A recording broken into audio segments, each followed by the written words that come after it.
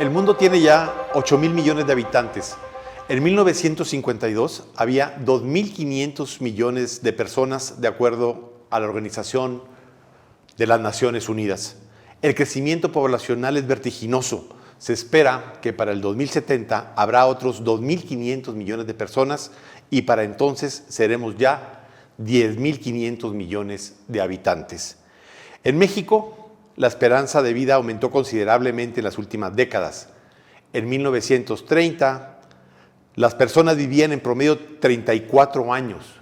Para 1970, este indicador se ubicó en 61 y actualmente es de poco más de 75 años. La disminución de la tasa de natalidad y la tasa de mortalidad nos encamina hacia el escenario de una población envejecida. La transición demográfica presenta ya múltiples desafíos en materia poblacional y en rubros tan sensibles como los servicios de salud o de seguridad social, la oferta y la demanda de bienes, de servicios y de mano de obra y todos los cambios que implican las fuerzas laborales o los sistemas de distribución de la riqueza. Soy David Brondo y en esta ocasión me acompañan un grupo de investigadoras e investigadores de la Universidad Autónoma de Coahuila para hablar sobre la transición demográfica. Conciencia es un programa de la Universidad Autónoma de Coahuila para conversar sobre temas científicos y sociales de actualidad y tengo hoy el gusto de presentar en esta mesa al doctor David Castro Lugo.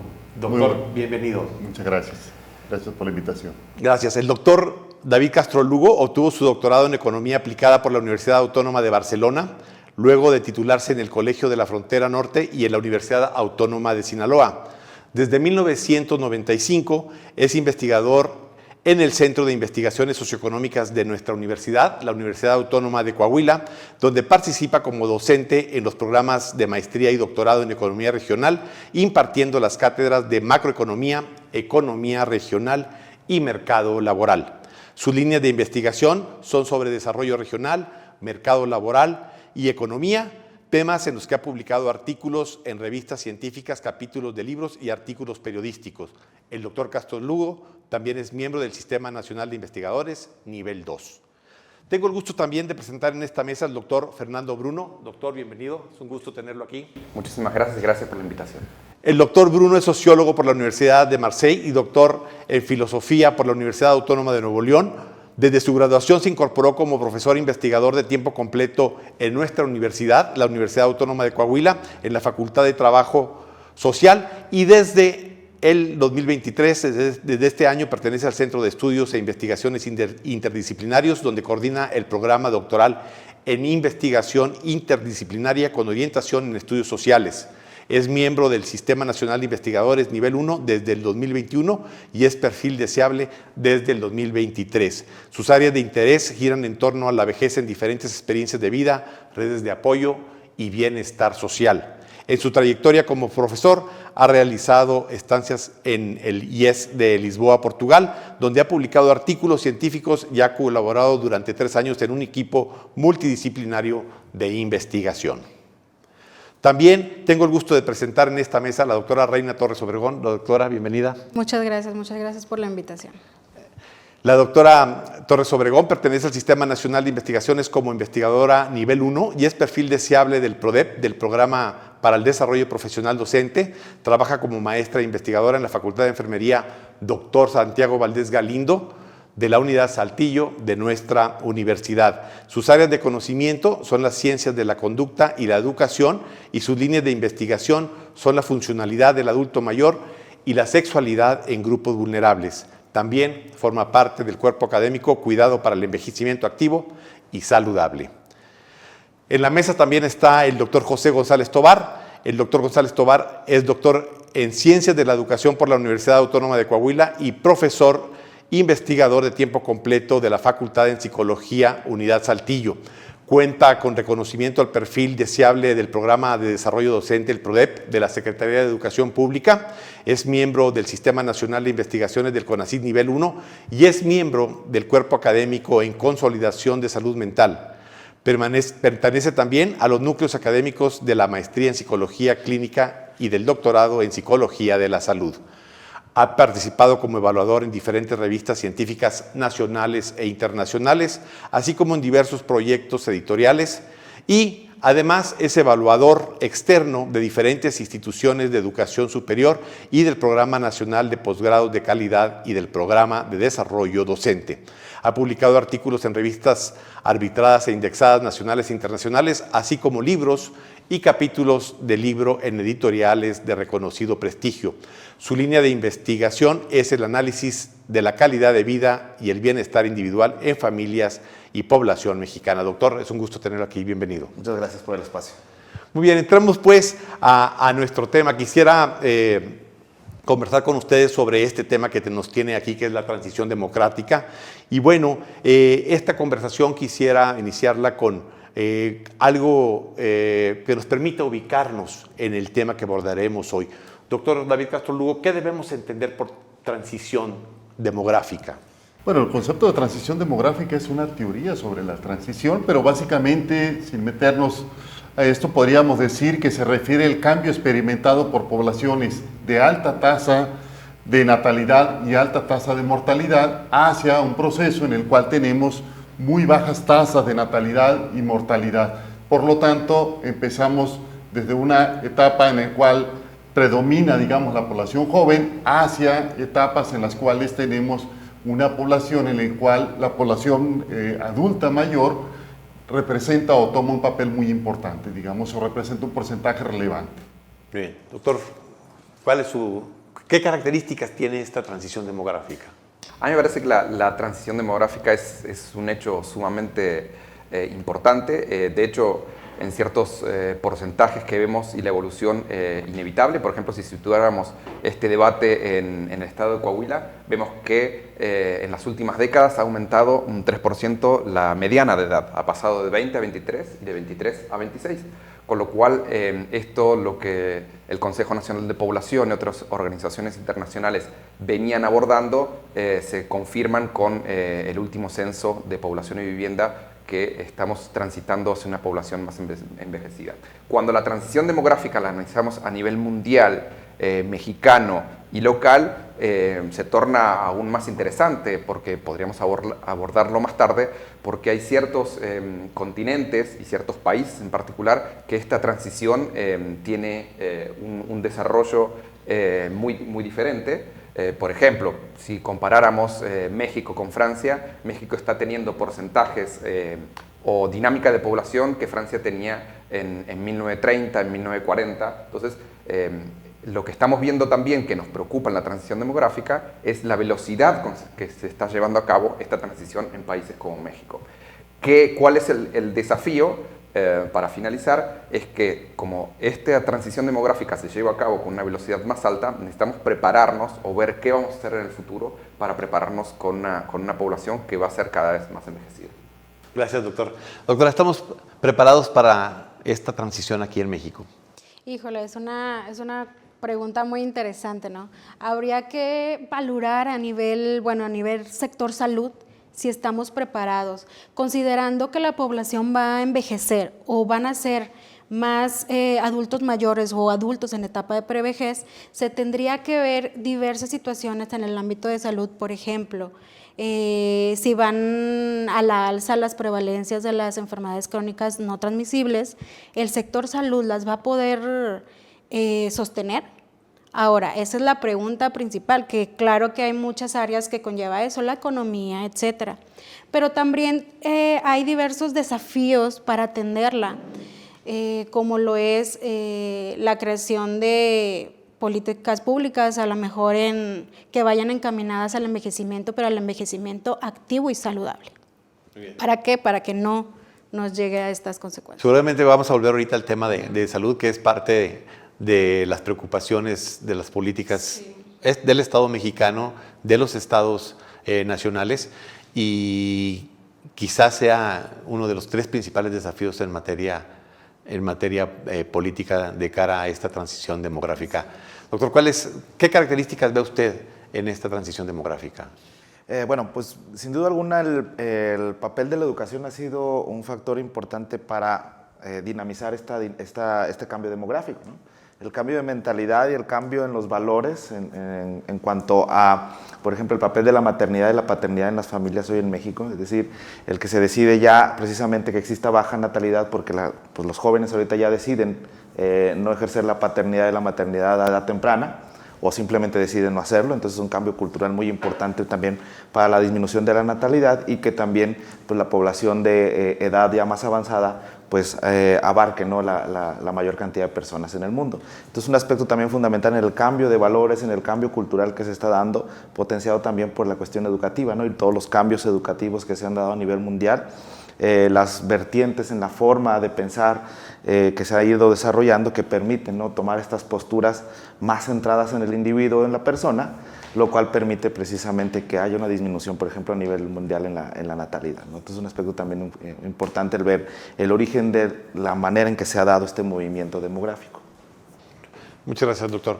Doctor Castro Lugo, ¿el envejecimiento de las sociedades presiona ya a todos los sistemas de un país, a la economía, a la política, el sector salud, los sistemas pensionarios?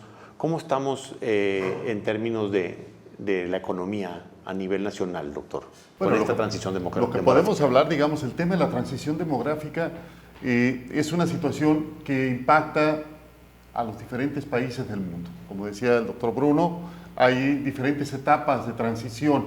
Se menciona, digamos, que en este proceso de transición demográfica podemos tener 5 etapas.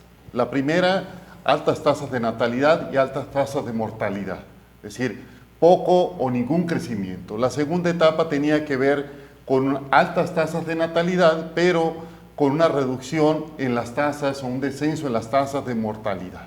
Esto llevaba a un alto crecimiento, y lo podríamos ubicar en el caso de México, podríamos decir en la época de los 60, el famoso baby boom, en el cual a través de los diferentes indicadores, digamos, todavía la tasa de natalidad era muy alta y las tasas de mortalidad se redujeron rápidamente porque se avanzó, digamos, en términos de la salud, vacunaciones, etc.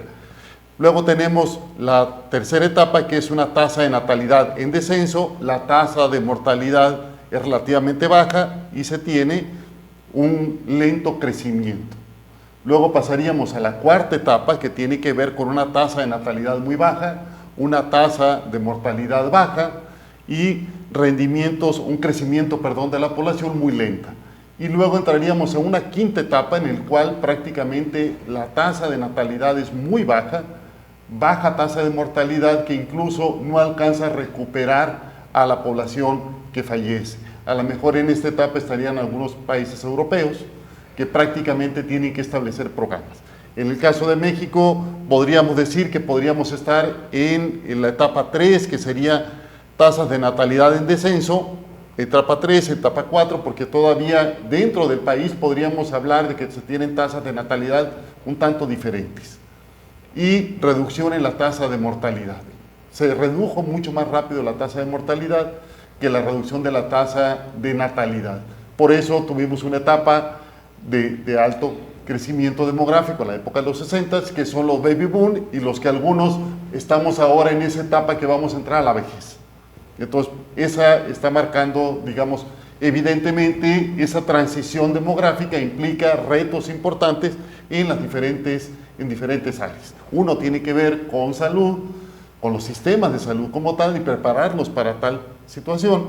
Otro tiene que ver con la parte de las pensiones, y esto implica, digamos, un reto importante, pero también en términos de empleo, educativos, tecnológicos, urbanísticos, de vivienda, en todos los aspectos. Realmente, digamos, y se plantea, pues, el hecho de que se empiece a preocupar o plantear una situación sobre esta transición demográfica, aprendiendo de lo que están haciendo los países desarrollados, pero resulta un poco más preocupante porque generalmente esto lo observábamos en los países desarrollados, pero ahora estamos en lo cual podían tener sistemas de pensiones mucho más fuertes y que aún así están teniendo dificultades, pero ahora estamos entrando en los países en desarrollo, algunos países en desarrollo que no tienen un sistema de pensiones y no tienen un sistema de seguridad social o de salud que requeriría.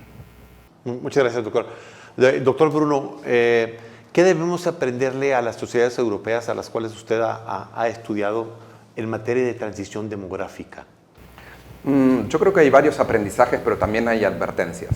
Aprendizajes, como decía mi compañero, con respecto a que Europa tiene una experiencia mucho más amplia en la transición demográfica y ha enfrentado ciertos problemas. Me acuerdo que cuando yo llegué por primera vez a México en el 2008, un año después de que yo llegué, si mal no recuerdo, Francia aceptaba, y digo aceptaba entre comillas, porque Francia siempre se ha caracterizado por ser, sobre todo la sociedad, una sociedad bastante combativa y que siempre toma las calles. Se había aumentado un año más de trabajo para poder solventar este sistema intergeneracional que tenemos del sistema Beveridge o del sistema de Bismarck, que sobre todo ha leído América Latina para el sistema de pensiones y de protección social. Entonces, lo que tenemos que aprender es, llegaremos a ese punto, pero el desafío más grande yo creo que reside justamente en es que nuestro sistema de protección, nuestro sistema político, nuestro sistema social y sobre todo de protección social tiene un problema. Y el problema acá es que de la población económicamente activa hay una gran proporción que trabaja de manera informal.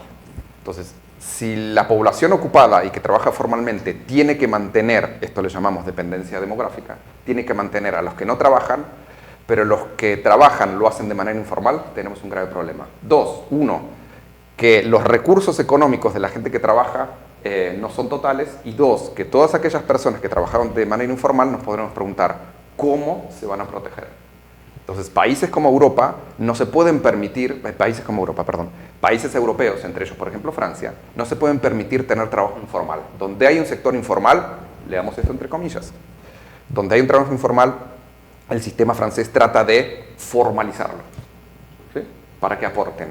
En nuestros países y en América Latina en general, esta dinámica ha sido muy diferente. Entonces, yo creo que el desafío, me sumo al que planteaba mi compañero, está ahí, en el mercado informal de trabajo. Muchas gracias, doctor.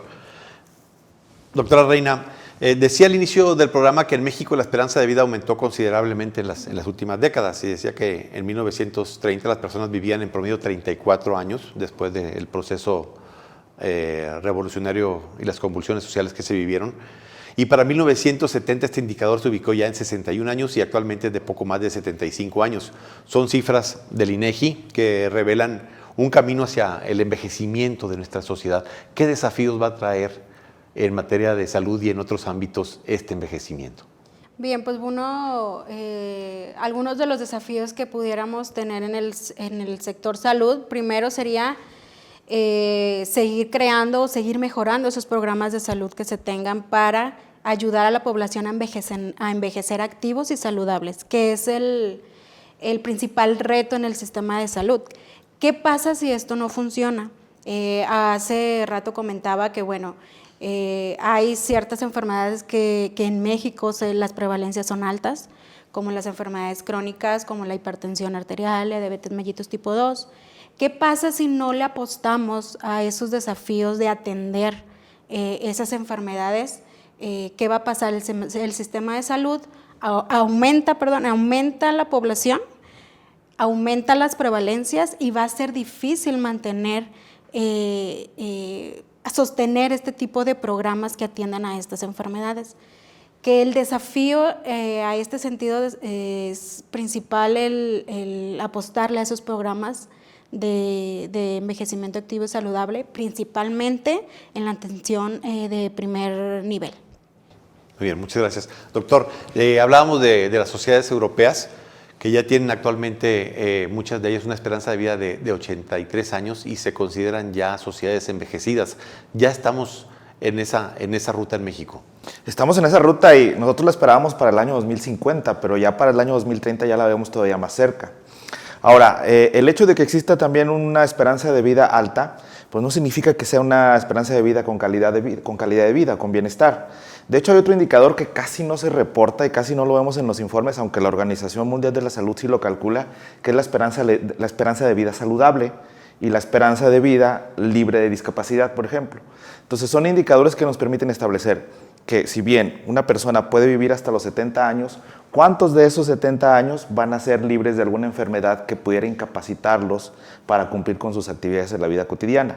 ¿O qué tanto se espera que vive una vida en la cual no esté presente una discapacidad de algún tipo que disminuya también su funcionalidad, ¿no? Entonces, es un aspecto también muy importante a considerar para complementar los indicadores de los cuales que se dispone para poder establecer acciones que permitan prevenir todos aquellos aspectos negativos o que pudieran disminuir pues, una serie de indicadores sociales, económicos y educativos a la larga, ¿no? Muy bien. Doctor, ¿qué retos conlleva este envejecimiento de las sociedades en las distintas esferas de una población? Me quiero detener en algunos puntos fundamentales que son la economía y la mano de obra, por ejemplo. Bueno, en la parte económica tiene que ver, tiene que trabajarse, como decían, el desafío de la seguridad social, el sistema de pensiones y la parte fiscal, es decir, de dónde hay que sacar los recursos suficientes para atender esta situación.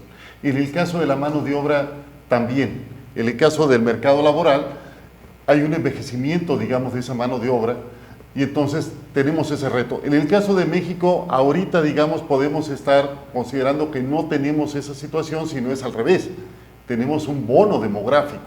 Estamos en una situación en la cual la mayor parte o lo amplio de la pirámide demográfica está en los rangos entre 16 a 65 años, es decir, ese bono demográfico.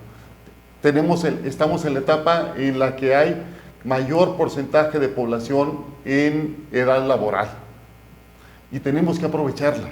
Se tiene que aprovechar porque eso es temporal y va a transitar hacia un mayor envejecimiento. Y eso es un bono que tenemos que aprovechar para que haya muchos más aportantes al sistema.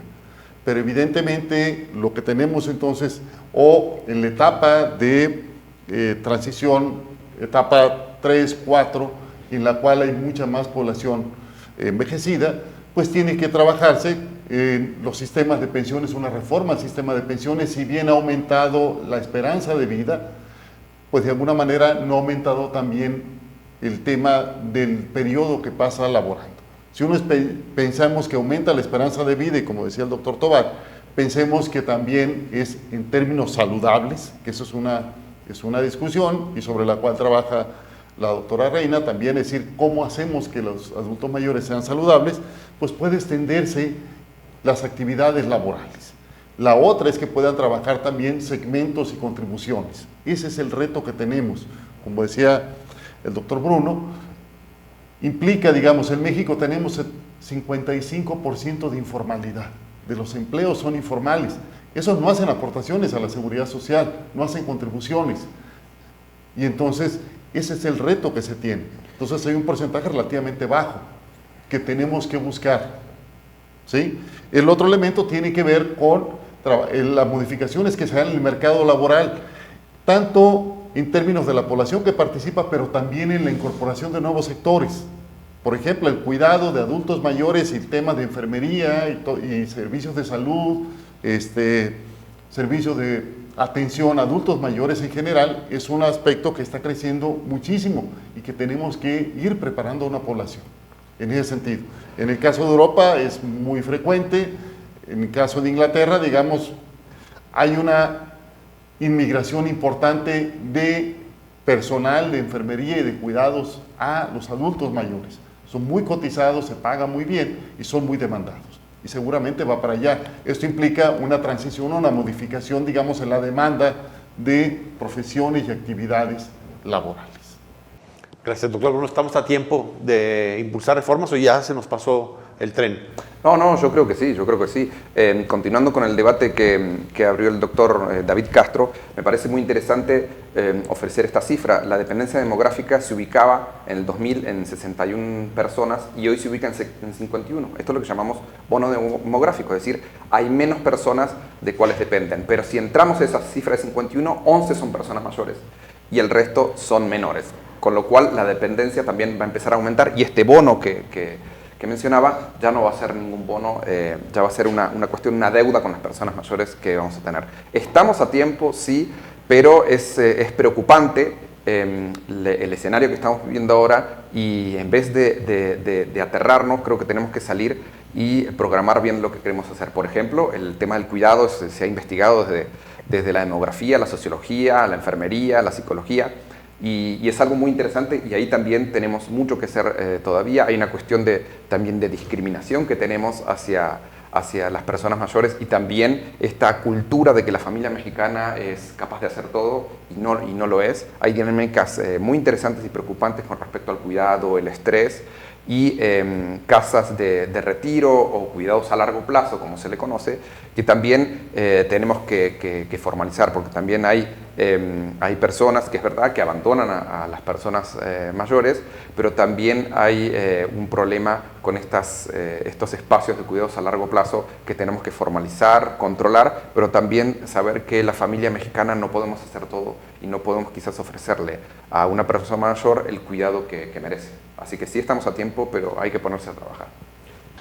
Muy buenos los temas que estamos debatiendo. Doctora, preguntaba el doctor Castro Lugo, ¿cómo podemos hacer o qué se puede hacer para que los adultos mayores envejezcan con dignidad en nuestro país? Bien, pues uno sería seguir y que se siga apoyando los programas de salud a nivel preventivo, que se sigan creando cursos de cuidadores también. Sabemos que si hay un adulto mayor y sabemos, como lo mencionaban mis compañeros, que a lo mejor no necesitan un cuidador, no son totalmente independientes, también apoyar a ese sector de cuidadores de adultos mayores para que puedan sobresalir y que puedan también ellos llegar a un envejecimiento activo. Sería seguir, esperar apoyo y del sector salud que sigan bajando recursos para que los programas preventivos se sigan dando, que sigan dando apoyo social a los adultos mayores, a sus familias y que bueno, se sigan formando profesionales de la salud especializados en esta temática para poder apoyar y enseñar a la población, que como decían, va a haber en unos años más adultos mayores, se va a necesitar más médicos especialistas en gerontogeriatría, más enfermeras especialistas en esta población. Muy bien, muchas gracias. Doctor González, el doctor Bruno hablaba de la salud mental. ¿Qué importancia juegan las políticas de atención a los adultos mayores en términos de la salud mental en una sociedad envejecida? Bueno, aquí hay que meter otra variable también aquí en la ecuación, ¿no? Que no lo hemos tocado tanto, el tema de la pandemia, ¿no? Anteriormente, lo principal en la atención en adultos mayores tenía que ver con las demencias, ¿no? Con deterioro cognitivo, Alzheimer, era lo principal, era lo que principalmente se encontraba. Viene pandemia y se empieza a hacer más crónico la presencia, por ejemplo, de cuadros de depresión, cuadros de ansiedad, cuadros de estrés, ¿sí? Las consecuencias también de la misma violencia que ejercen en algunos casos sobre los adultos mayores mediante el abandono. Entonces, una depresión, por ejemplo, puede ser tan incapacitante como una fractura de cadera para un adulto mayor. Entonces, de ahí la importancia también de la atención a la salud mental, no solamente en aspectos de deterioro cognitivo, sino también en aspectos socioemocionales que son relevantes para mantener la funcionalidad en el adulto mayor, para que se mantenga activo y continúe con sus actividades de la vida cotidiana. Desafortunadamente sabemos que en México el tema de la salud mental en cuanto a financiamiento público pues no es tan alto como, o bueno, no es equiparable a lo como lo es la atención primaria en la salud física. Realmente son pocos los centros de atención, por ejemplo, en centros de salud mental que existen. Digo, estamos hablando, por ejemplo, aquí en Saltillo, pues solamente contamos con uno público. Hay un centro del adulto mayor donde es una atención más integral. Entonces se requiere aumentar los servicios de salud mental, tanto para adultos mayores como para la población en general, porque todavía todas estas consecuencias en la salud mental que vamos a tener debido a la pandemia, pues van a durar un buen número de años. Entonces viene toda una consecuencia en términos de productividad, en términos de la funcionalidad en las familias, en la funcionalidad individual, y por lo tanto se requiere que exista un mayor nivel de atención de una forma más profesionalizada. Es decir, que existan perfiles tanto a nivel de psicólogos como de psiquiatras que permitan especializarse en ciertos temas en particular y que en poco tiempo, el reto es que en poco tiempo puedan dar una atención y saquen adelante a sus pacientes, ¿no? Para que permitan continuar con sus actividades. Es el reto que se tiene, ¿no? La parte de la atención, el que se dispongan de los servicios adecuados para la atención de la salud mental. Muchas gracias. Doctor, la ONU señala que América Latina tendrá grandes retos en esta materia como los tuvo Europa en su momento. pero además tendrá desafíos adicionales. Por ejemplo, dice que la ONU, que el envejecimiento de la población en países como el nuestro ocurrirá con más velocidad con Europa, con niveles más bajos de desarrollo económico y con tasas de desigualdad persistentemente altas. ¿Cuáles son los principales desafíos que ve usted en este proceso tan desigual de envejecimiento? El tema de la desigualdad impacta directamente, digamos, sobre estos desafíos.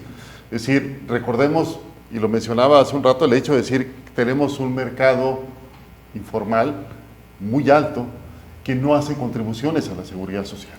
El tema de la transición demográfica se veía como un proceso para los países desarrollados, en los cuales pasaban de una etapa preindustrial a una etapa industrial y a una etapa postindustrial, y en la cual iban transitando. Y que había sistemas todavía, en el caso de Europa y particularmente en España, es un sistema de seguridad social solidario, es decir, los hijos contribuyen a la pensión de los padres.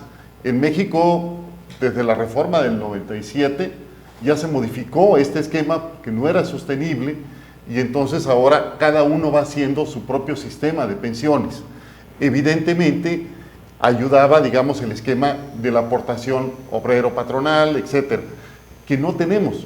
Cuando lo que estamos observando ahora está llegando la gente a edad adulta, pero sin un sistema de pensiones. Y evidentemente en una sociedad tan desigual como es la sociedad latinoamericana, y específicamente en el caso de México, los niveles de desigualdad son muy altos. Evidentemente tiene que haber un esquema solidario, es decir, tiene que haber condiciones mínimas para permitir que todos los adultos mayores puedan tener condiciones dignas. De ahí los programas sociales que esto impacta. Pero evidentemente esto tiene retos importantes. ¿De dónde van a salir los recursos o cómo se pueden lograr estos esquemas? Ese es uno de los elementos. Doctor, sin duda no es lo mismo envejecer en una sociedad europea que en una sociedad en desarrollo como la de América Latina, donde siempre está latente el elemento de la pobreza o de la pobreza extrema. Sí, la verdad que es uno de los principales escollos para llegar a una sociedad con igualdad, como mencionan los escritos y estamos insistiendo en esta mesa. Hay una cuestión de desigualdad persistente. Entonces, América Latina, en particular México, tiene que hacer frente a varios desafíos al mismo tiempo, con lo cual el desafío es aún mayor. Tratar de generar una situación de igualdad o una redistribución de la riqueza con una población económicamente activa, como decía el doctor David Castro, que en 55% lo hace de manera informal, se ve bastante complejo. Hay ejercicios que se han planteado a nivel mundial que también no habría que descartar rápidamente. Por ejemplo, yo cuando estuve en Francia y antes de venir a estudiar a México, fui beneficiado con el RMI, que es el salario mínimo universal, un debate que viene hace mucho tiempo acerca de cómo vamos a hacer para toda aquella población que quedó al margen del mercado de trabajo, que no puede trabajar y que el día de mañana va a envejecer. Bueno, una de las soluciones que encontraron en ciertos países de Europa es dar un salario a partir de que la persona trabaje o no. Pareciera un debate descabellado, pero es toda una línea de investigación de la economía social y solidaria que parece bastante interesante y que México no debería descartar como una posible solución a los embates de enfrentar la desigualdad y el envejecimiento. O sea, hacia allá se deben de canalizar los apoyos de bienestar. Yo creo que es una buena opción y no podemos empezar, con esto me gustaría insistir, no podemos trabajar solamente con las personas mayores, debemos trabajar desde la juventud porque estamos acumulando en la trayectoria de una persona situaciones de desigualdad que vienen de la juventud. Entonces, para atacar y solucionar el problema solamente en la vejez, yo creo que no es la solución. Muy bien, muchas gracias, doctor.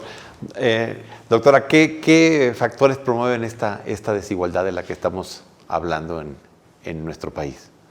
Pues bien, yo creo que al acercamiento a los programas, a lo mejor hablando de pobreza, a lo mejor eso hace que no se acercan o no conozcan el beneficio de los programas. Tienen miedo o no le ven un beneficio a estos programas que inclusive son para la población.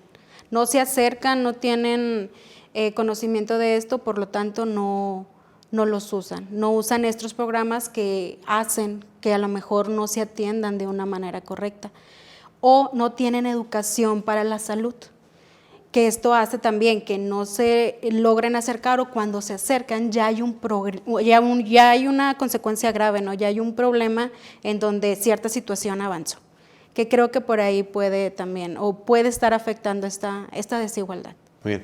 Doctor González, dentro de estos patrones poblacionales, ¿hacia dónde deben correr las políticas de bienestar? ¿Es necesario redefinirlas? Sí, claro.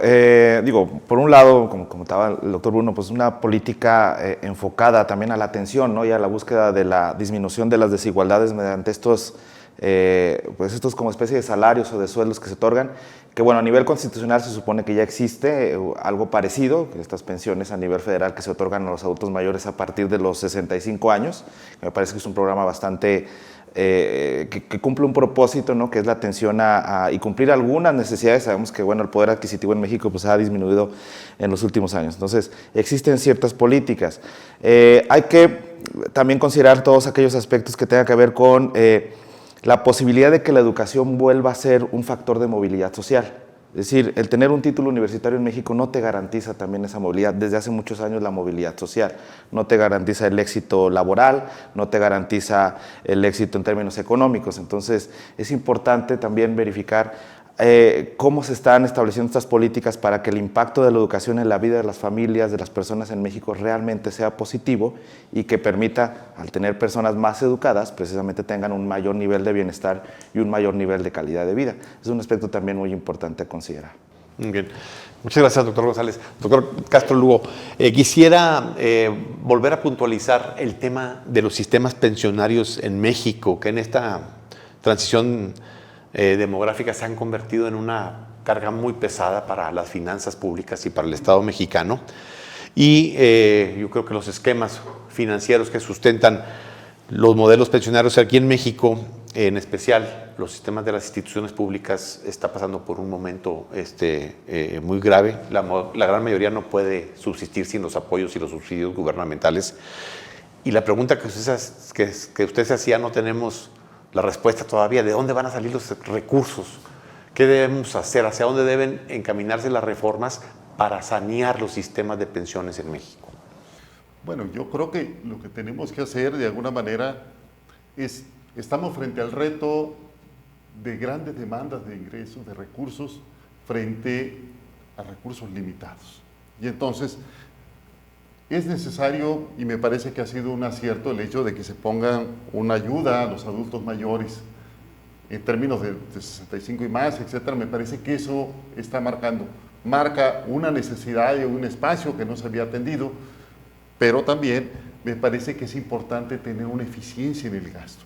Hay una reorientación al gasto, los programas sociales están acaparando mucho parte del presupuesto, que me parece que es importante que se apoye a los adultos mayores, que se apoye la educación. Sí tiene que haber mayor eficiencia, es decir, cada peso, porque lo que se plantea es otorgar de manera universal a todo el mundo cuando no necesariamente se tiene. En otros países lo que tú tienes son sistemas de pensiones que tú tienes una pensión mínima no contributiva que tiene que ver con, independientemente si tú contribuiste o hiciste una aportación a tu sistema de pensiones o no, tú recibes una cantidad mínima. Y luego están los que hicieron aportaciones y tienen otros aportes adicionales, es decir, tienen un ingreso adicional, pero hay un piso. En el caso de México me parece que es como universal para todo el mundo, lo necesites o no lo necesites, simplemente que lo solicites. Entonces me parece que ahí tiene que hacerse, frente a recursos limitados, tiene que hacerse mucha mayor eficiencia. El otro tema tiene que ver con una reforma del propio sistema de pensiones. Se ha tratado de avanzar en ese sentido, pero todavía puede ser insuficiente. Se está hablando de la necesidad de ajustar, digamos, la jornada laboral, pero también habría que discutir en términos de lo que sería la edad de jubilación. Hay un porcentaje de población antes, sobre todo de población que se tenía, que a los 30 años se jubilaba de servicio. En la propia universidad lo vemos. Es decir, las mujeres bajo el sistema de pensiones que estaba anteriormente, y quedan relativamente pocos a los 30 años de servicio, las mujeres a los 28, los hombres a los 30. Si entrabas a trabajar a los 20, 25 años, a los 20, a los 50 años estabas jubilada o a los 48 y tenías prácticamente una esperanza de vida muy amplia. Entonces, bajo ese esquema en el cual tienes pocos años, pues evidentemente pocos años de contribución y muchos, pues evidentemente no es un sistema que pueda ser sostenible. Entonces sí se tiene que hacer una modificación en ese sentido, hacer un sistema de pensiones que permite incorporar a una mayor base, es decir, que se pueden incorporar más personas a un sistema de aportaciones y también, y en esto tiene que ver mucho sobre el mercado laboral, a lo mejor también hacer reformas en las cuales puedas jubilarte, hay un proceso de transición jubilatoria, es decir, que no necesariamente tienes que pasar de trabajar 40 horas o 48 horas a 0 horas, puede haber un proceso transitorio que permita, digamos, con algún esquema que no necesariamente recaiga sobre el sistema de pensiones. Y a mí me llamaba mucho la atención, en alguna experiencia que me tocó en España, ver, era el hecho de la necesidad de movilizar todos los recursos disponibles de los adultos mayores. La principal riqueza de los adultos mayores generalmente tiene que ver con la vivienda, con las propiedades de vivienda, y es en la forma donde estás. Pero es muy difícil hacerlo. A mí me tocó ver esa experiencia que decían, si tú tenías una casa o un departamento de determinada edad y una compañía inmobiliaria o alguien te podía hacer un trato y te decía, tu casa vale tanto, te puedo dar un monto ahorita, si tienes 65, si tienes 70 años, y luego de aquí a cuando te jubiles o a cuando mueras, fallezcas, yo te voy a estar dando una pensión, una cantidad mensual. Cuando tú termines o cuando no te tienes que salir de tu casa, permaneces en casa hasta que tú falleces. En el momento que falleces, la compañía asume, pero puedes movilizar esos recursos que muchas veces no lo tienes. Anteriormente decían que los adultos mayores, su sistema de pensión eran los propios hijos, pero esto ha pasado. Sí, mi abuela tuvo 12, mi madre tuvo 5 y yo tengo 3. Entonces, eso habla de esa transición. Y la otra, no necesariamente los hijos están donde van a estar los padres. Ahora, la movilidad, entonces, hay que buscar movilizar recursos que puedan utilizar los adultos mayores de alguna manera. Entonces, tenemos que fomentar el ahorro privado, fomentar la cultura del ahorro y ser muy sensibles en ese sentido también. Es decir, a lo mejor cuando tienes 25 años no estamos pensando en tema de pensiones, pero sí tenemos que ir pensando en esa idea. Es decir, promover la cultura del ahorro, promover esquemas de pensiones privado, complementarias, etcétera. Fomentar la educación financiera. Entonces son muchos frentes que se tendrían que ir haciendo para poder lograr y cuadrar, digamos, las cifras que se tienen ante los grandes desafíos. Como decía el doctor Bruno, todavía no estamos en un momento crítico, hay cosas por hacer, pero es importante que las empecemos a hacer ahora.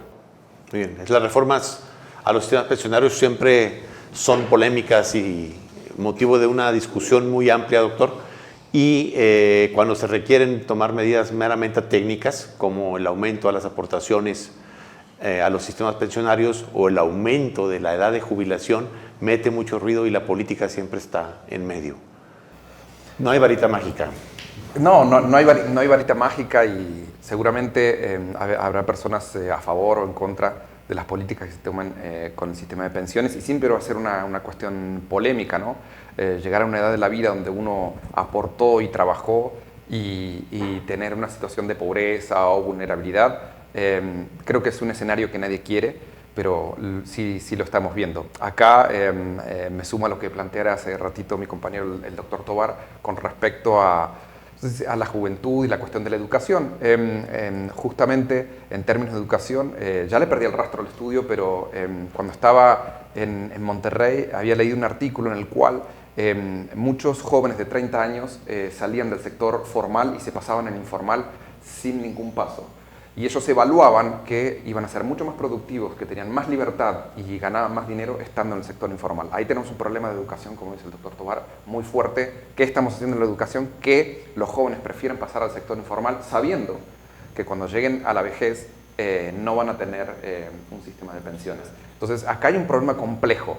El tema de las pensiones es un tema de los más complejos, pero ahí tenemos varias situaciones, que la cuestión de la educación, la salud, no hemos hablado, pero lo podemos insistir más tarde, la cuestión de la discriminación y el maltrato hacia las personas mayores son un componente multidisciplinar que tenemos que abordar, y tenemos muchos desafíos, y que no solamente reside en trabajar un año más.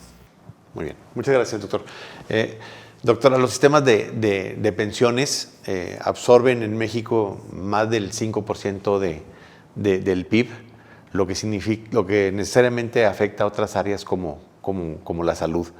¿Qué hacer ante este escenario en materia de pensiones, según su opinión? Bueno, pues creo que las personas, ¿no?, que estén manejando estos temas de pensiones, al menos que conozcan las consecuencias que puede llegar a tener a dejar sin ese sustento económico a personas, porque si bien, como ya lo mencionamos, no hay ese apoyo, por ende el sistema de salud puede bajar, o las personas, como no reciben ya esa remuneración, muy difícilmente pueden buscar atención médica adecuada, o no buscarla, como ahorita lo mencionaba, buscarla ya cuando ya es muy tarde. Creo que por ahí podría afectar en el sector salud. Muchas gracias. Doctor González Tobar, me gustaría conocer su reflexión sobre los sistemas pensionarios. Digo, es bastante complicado. Ahorita estamos viendo ya también las preocupaciones a futuro que tienen los jóvenes y algunos otros que somos de mediana edad, ¿no?, con respecto a las pensiones, y de cómo no tenemos también esa visión, por ejemplo, de estos seguros, ¿no?, que uno compra para tener cuando menos una pensión mínima en el futuro, ¿no?, estos seguros para el retiro, porque realmente no distinguimos un beneficio inmediato. Lo estamos viendo ya a futuro, son demasiados años los que yo tengo que pagar, entonces no vemos ese beneficio inmediato, y por lo tanto realmente casi no consumimos este tipo de productos, ¿no?, de seguros para pensiones. Los jóvenes ahorita todavía no lo están visualizando. No hay una cultura. Hemos visto muchas campañas, ¿no?, hasta así campañas con melodías, con canciones, invitando a la gente a que ahorre para su futuro. Sin embargo, no tiene la consecuencia y el efecto que se espera, ¿no? Sobre todo pues porque no visualizamos, ¿no?, ese beneficio inmediato. Entonces ahí la dificultad de tratar de minimizar algo que no tenemos en nuestro control, quizá, que es estas reformas que pues sabemos que se van a tomar decisiones en función de la política y dependiendo de la ideología del partido político que esté en el momento. Entonces es buscar nosotros tratar de compensar y de tener con mejores condiciones para el futuro que se nos viene, ¿no? Eso sería un aspecto también fundamental. Muchas gracias, doctor. Doctor Castro Lugo, sin duda los procesos migratorios vienen también a conformar un nuevo ingrediente en estos patrones de población. ¿De qué manera estarían afectando a México? Y ahorita quisiera que el doctor Bruno nos hablara también de los procesos migratorios en Europa. Bueno, como mencionaba en otra intervención, el hecho de decir, esa transición demográfica es heterogénea y tenemos países que están mucho más avanzados y otros menos, que prácticamente cuentan con un bono demográfico, que tienen población joven, y que es la forma como están haciendo los países europeos, el mismo Estados Unidos, Japón, algunos países, digamos, que están en su etapa más avanzada de esa transición demográfica, teniendo un proceso de migración. Esto permite, digamos, que de alguna manera pueda compensarse y pueda en la parte no solamente trabajar en términos laborales, pero también en términos de las pensiones. Pero aquí tenemos que trabajar mucho en esa integración de la migración.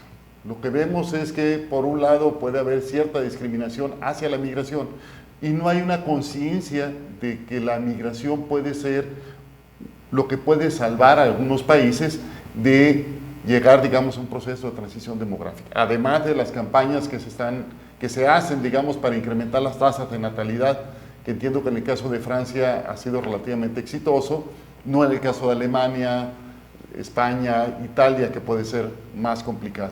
Pero tenemos, digamos, en el caso de México, pues prácticamente tenemos una emigración, tenemos un saldo negativo en términos de migraciones a Estados Unidos.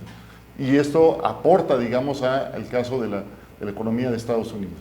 Entonces, esto puede llevar también a un proceso de envejecimiento más rápido en México, ¿Qué es lo que observamos también y que se observa, digamos, en las poblaciones rurales? Los jóvenes salen a estudiar y se quedan en las localidades urbanas, y entonces las localidades rurales presentan un proceso de envejecimiento mucho mayor. Entonces, en ese sentido, hay mucho que trabajar en la parte de la integración, de ver la migración como con otra perspectiva y ver cómo la incorporamos a las cuestiones culturales, sociales, laborales, etcétera. Es decir, y entender esa mezcla, es decir, entender que la población que migra viene con una serie de condiciones, cultura, historia, perspectivas de la vida, y que no siempre estamos dispuestos o no siempre se está dispuesto a asumirlo, ¿no? Y eso es importante, y es importante que vayamos pensando en eso.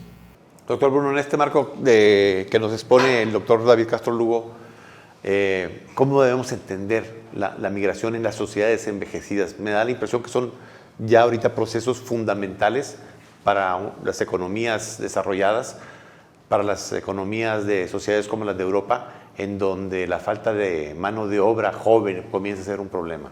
Sí, exactamente. Y a mí me gustaría llamar la atención sobre un aspecto que me parece fundamental.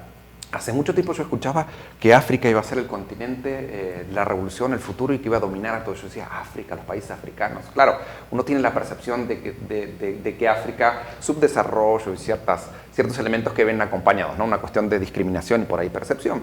Pero cuando empiezo a mirar justamente las cuestiones de migración y los movimientos de población mundial, veo que África está creciendo anualmente, tiene un 5% de envejecimiento. La población está creciendo, y entonces digo, sí, ahora entiendo lo que están diciendo, porque claramente hay una población, una mediana de población de 20 años, nosotros ya estamos en 26, hay países que están en 40 años, y ahora entiendo estos movimientos poblacionales, por qué África está implicado en estos movimientos de población, de migración, pero también por qué se dice que África puede ser, por supuesto que también estamos discutiendo, que tiene un superbono demográfico. Veremos si lo puede aprovechar. Sobre todo la gran parte de África, salvo Sudáfrica, los países del Magreb, y también Irak, Irán, Afganistán, también están en esa situación que tienen 5% de envejecimiento, que es muy bajo, y un crecimiento poblacional que va a ser de los más altos.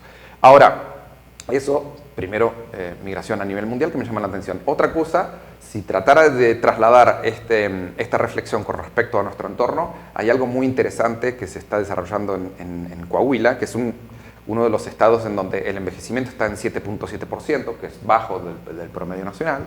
Saltillo está en 6.8%, pero lo que me llama la atención es que ciertos municipios rurales, por ejemplo Abasolo, Guerrero, dentro del estado de Coahuila, tienen un crecimiento poblacional negativo.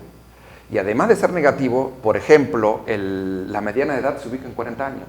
Entonces, ahí estos movimientos de población acá a nuestro alrededor ya nos tienen que llamar la atención en que los sectores rurales del estado de Coahuila están quedando las mujeres solas en situación de vulnerabilidad. ¿Sí? Claro, Abasolo tiene 1000 habitantes, con lo cual por una cuestión estadística hay que prestar atención a eso, pero Guerrero ya anda en 1700 y presenta esta dinámica. Es una población más envejecida y... mano de obra joven y con... Mano de obra envejecida y una ciudad que se está vaciando. Entonces, ¿pero quiénes quedan? Si echamos el ojo ahí, quedan mujeres solas. Ahí hay un grave problema. Estado de vulnerabilidad, seguramente. Muchas gracias. Doctora Reina, los habitantes de los países desarrollados viven mucho más que las sociedades en vías de desarrollo. Por ejemplo, España y otras sociedades europeas se ha alcanzado ya una esperanza de vida al nacer de 83 años. ¿Cuáles son las expectativas de vida para las próximas décadas aquí en México? Pues bueno, que la población aprenda a cuidarse. Esa es una de las expectativas que más podemos esperar de la población, para que logre crecer con ese envejecimiento activo y saludable, como lo decíamos. Que las familias estén capacitadas en esta situación y que logren entender que si jóvenes no atienden cuestiones de salud, en un futuro no va a ser un envejecimiento bueno para que puedan llegar a tener esa esperanza de vida como en otros países. Entonces, algo por ahí ya lo mencionaban, que bueno, aunque estamos avanzando, no significa que avanzamos sanamente. Entonces, esto pues no se da de la noche a la mañana, se tiene que trabajar desde jóvenes para poder llegar a cumplirlo. Doctor González, una sociedad envejecida es un indicador de que tenemos una sociedad sana, una sociedad con altos índices de bienestar. Es que fíjate, pudiera ser hasta bastante subjetivo el asunto, porque veamos el caso de México. Siempre llama la atención a nivel internacional, por ejemplo, estas encuestas que hace la Organización para la Cooperación y el Desarrollo Económico sobre la percepción de felicidad, por ejemplo, que se tiene en los países miembros, y México siempre obtiene los primeros lugares en la percepción de felicidad. En la percepción de los servicios de salud, educación, participación ciudadana, seguridad, salimos por debajo, pero en la parte de felicidad obtenemos los primeros lugares. Entonces hay un componente resiliente muy importante en cuanto a la forma, ¿no? En la cultura que se vive en México. Entonces creo que ese va a ser también un aspecto muy importante a irlo trabajando. Es un área de oportunidad a la propia naturaleza y a la idiosincrasia que se tiene en el mexicano. Por ejemplo, tuvimos hace algunos años un estudio que hicimos con adultos mayores, donde preguntábamos si las personas padecían alguna enfermedad. Pues nos daban todo un listado: hipertensión, diabetes, artritis, todas las enfermedades presentes, pero luego les hacíamos una pregunta donde decía si consideraba que alguna de esas enfermedades lo incapacitaba para realizar sus actividades en la vida cotidiana. Realmente ahí encontrábamos poca prevalencia. Esas enfermedades pues se les olvidaban en términos de el cumplir con sus actividades cotidianas. Realmente la manera de afrontarlos y de salir adelante de ese tipo de enfermedades pues se veían reflejadas en un funcionamiento más positivo. Entonces creo que ese también puede ser un saldo positivo también de todo este cambio demográfico en cuanto a la capacidad resiliente que se tiene como un aspecto cultural y de valores en México, que nos puede ayudar a afrontar también estos escenarios que pudieran ser no tan favorecedores para la salud física. Muy bien, se nos ha ido el tiempo volando. Entramos a la etapa final de nuestro programa para entrar a las conclusiones. Doctor Castro, me gustaría escuchar sus conclusiones finales sobre este foro sobre transición demográfica. Bueno, primero que nada agradecer la invitación. Me parece que es un tema muy oportuno que se discute, porque si bien todavía no estamos en una situación crítica, sí es importante que empecemos a discutir sobre esto, a empezar a reflexionar, que sea un debate dentro de la sociedad, cómo hacer frente a este sistema de pensiones, cómo hacemos frente a los retos que nos implica, digamos, en el futuro, los sistemas de salud, educativos, urbanísticos, de vivienda, de organización de la familia. Entonces me parece que eso es muy importante y que tenemos que ser conscientes de eso y aprender, tomar las medidas que se requieran ahora, porque si no estaríamos en una situación mucho más complicada, ¿no? Pero sin duda estamos a tiempo para llevar a cabo los cambios que se requieren y hacer frente a los retos que nos va a implicar esa transición demográfica en una etapa más superior, más elevada. Muchas gracias. Doctor Bruno, sus reflexiones finales. Mis reflexiones finales es sumarme a un desafío. Actualmente estoy en una investigación acerca de percepciones sociales que tiene la juventud acerca de la vejez, y he encontrado resultados sumamente interesantes, pero llamativos, en el sentido que el 66% de los jóvenes estudiantes de la Universidad Autónoma de Coahuila piensan en el envejecimiento de manera negativa, sobre todo en una cuestión de deterioro físico. Entonces, imaginan la vejez en deterioro. El resto del porcentaje, sobre todo la gente que piensa, un 14%, que piensa que la vejez es experiencia, es sabiduría, pero me llama la atención ese porcentaje negativo. Me parece que ahí tenemos un desafío de preparar a los jóvenes de que hay una situación de maltrato y de visión negativa al envejecimiento que tenemos que preparar, porque hacia allá vamos. Y como sabemos quienes abordamos la cuestión de percepción social, que a veces la percepción me lleva a tomar decisiones y a veces la decisión puede ser maltratarlo, porque pues, como es negativo, como está desconectado, como ya no sirve, pues puedo tomarlo como un objeto y maltratarlo. A mí me llama la atención eso y me parece que hay un desafío más y que hacia allá vamos, hay que trabajar ahí también. Muchas gracias, doctor. Doctora Reina, sus últimas conclusiones, por favor. Bien, pues tengo dos conclusiones y creo que son importantes. Hablando de esta temática, el primero es la creación de políticas públicas en salud. Actualmente no existe una que atienda o que esté direccionada a la población adulta mayor o al envejecimiento activo y saludable, por lo cual creo que es un desafío muy importante en el ámbito de creación de este tipo de políticas. Y en segundo lugar, que es en el ámbito en donde yo me encuentro, que es el educativo, seguir la creación de programas de calidad especializados en la formación del sector salud, especializados en esta población, como es en el programa donde estoy inmersa, que es la maestría en enfermería con acentuación en la atención del adulto mayor. Se trabaja con el adulto mayor, con el envejecimiento activo y saludable, pero también con la familia, con los amigos, la red de apoyo y con los cuidadores. Muchas gracias. Doctor González. Sí, bueno, pues tratar de luchar, ahorita que hablaban sobre los estereotipos, precisamente con el edaísmo, ¿no? El atribuirle ciertas características, ciertas conductas, ciertos valores, formas de comportarse en función de la edad, ¿no? Y en el caso de las personas adultas mayores, pues no atribuirle y no generar estos estereotipos, pues a través de esta educación, ¿no? Que es un aspecto también importante. Además, el aprovechar como sociedad, aprovechar también las áreas de oportunidad que se van a presentar para los servicios en este grupo poblacional, servicios educativos incluso. Ya ahorita vemos, sobre todo con estas cuestiones de educación a distancia, pues ya tenemos estudiantes que ya no son de 20, de 15 años, tenemos estudiantes de 30, de 40, de 50, ya tenemos también adultos mayores que están cursando carreras universitarias. Entonces, el adaptar precisamente todos estos servicios educativos y estos servicios que se dan en las diferentes ciudades para que puedan aprovecharse y generar las mejores condiciones de desarrollo para las personas adultas mayores. Muchas gracias, doctor. Bueno, pues no me queda más que darle las gracias a la investigadora Reina Torres y a nuestros investigadores por la participación en este programa. Hoy en Conciencia hablamos de transición demográfica en México. Doctores, muchas gracias por su participación. Soy David Rondo y les doy las gracias por su atención.